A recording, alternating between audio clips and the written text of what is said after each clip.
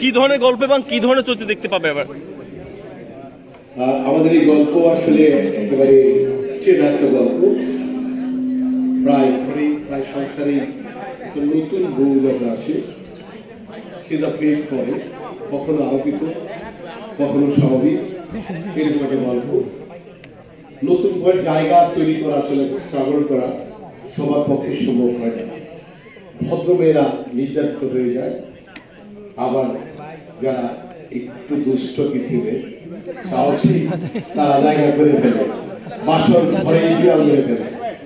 আর এই বিষয়ে বলতে চাই যে এই নতুন বউটি যে আসলো সেও একদিন শাশুড়ি হবে, তারও ক্যারেক্টার এখানে এটা একটা অন দা ওয়ে, একটা লং প্রসেস। যে নতুন বউ আসছে, নতুন বউয়ের মধ্যে এখন আমরা দেখতে পারবো যে প্রাসঙ্গিক তাকে কেন্দ্র করে বিভিন্ন ক্যারেক্টার করেছে। আলটিমেটলি ধৈর্য এবং সততা,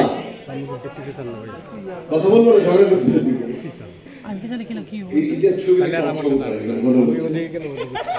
নতুন অংশ। আচ্ছা, যদি সবাই কম বেশি আমাদের এই ছবিটির মধ্যে যারা অভিনয় করবে তারা প্রত্যেকেই ভালো অভিনেত্রী অভিনেতা। আর যারা ডিরেক্টর টিম দেখতে পাচ্ছেন 10 জন ডিরেক্টরের টিমে, এদের সাথে কাজ করে একটা ভয়ানক আইডিয়া হবে আমাদের।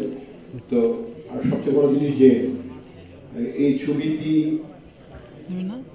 দেখলে যদি অন্তত 1 লক্ষ মানুষ, 1000 মানুষ, 100 মানুষ, একজন মানুষও মোটিভেট হয়, চেঞ্জ হয়, নিজের কাছে ফেরে। অর্থাৎ যে এইরকম একটা স্ত্রী আমার সন্তানের দিন আরেকজনের বউ হবে, তাই না? যদি মাথায় রাখে এই বউটি যে আসলো তার প্রতি খুব আন্তরিক হয়। বউ মেয়ে যদি অন্য সংসারে গেলে তখন বউ হিসেবে ট্রিট করা যাবে না, মেয়ে তাকে মেয়ে বলতে হবে, সেরকম নিজেরও তাই।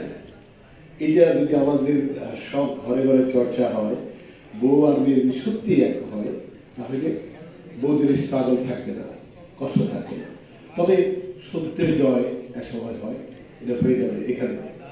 যাই হোক, আমি শিল্পী সমিতির পক্ষ থেকে আমি একটি প্রেসিডেন্ট হিসাবে এই বউ টিম এবং বন্ধুরা, সাংবাদিক বন্ধুরা যারা সারাক্ষণ আমাদের নিয়ে হাইলাইট করেন, আমাদের চেনেন, মানুষ আমাদের চেনে, আমাদের সম্মানিত করেন, সবাই অনেক শুভেচ্ছা, অনেক শুভকামনা, অনেক ভালোবাসা। সবাইকে ধন্যবাদ।